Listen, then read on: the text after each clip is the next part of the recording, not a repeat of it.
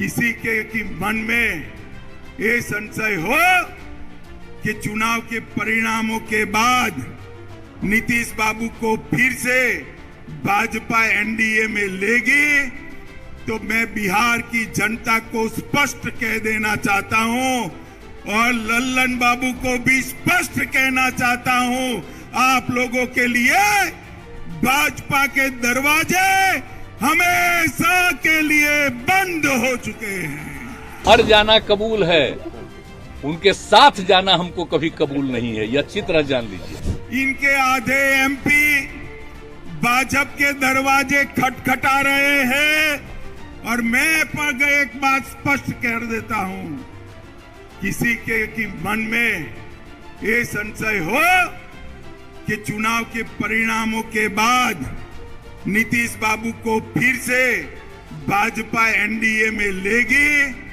तो मैं बिहार की जनता को स्पष्ट कह देना चाहता हूं और लल्लन बाबू को भी स्पष्ट कहना चाहता हूं, आप लोगों के लिए भाजपा के दरवाजे हमेशा के लिए बंद हो चुके हैं। माताओं, भाइयों, बहनों,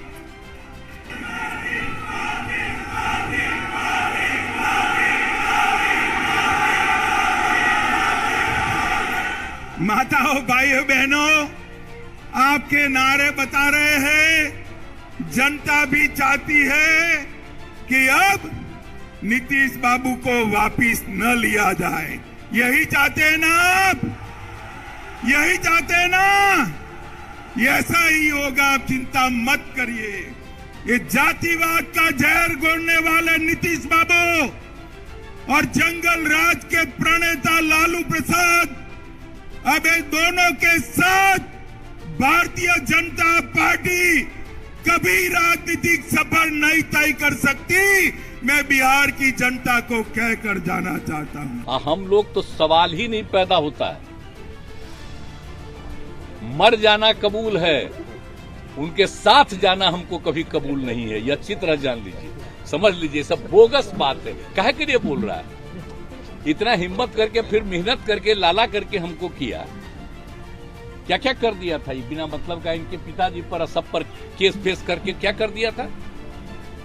अब बिना मतलब का हमको ही करके, और उसके बाद फिर जो हम लोग खत्म किए, तब फिर कुछ करने के चक्कर में कि इन लोगों को कैसे इधर से उधर करे, यही सब चक्कर में, समझ गए ना?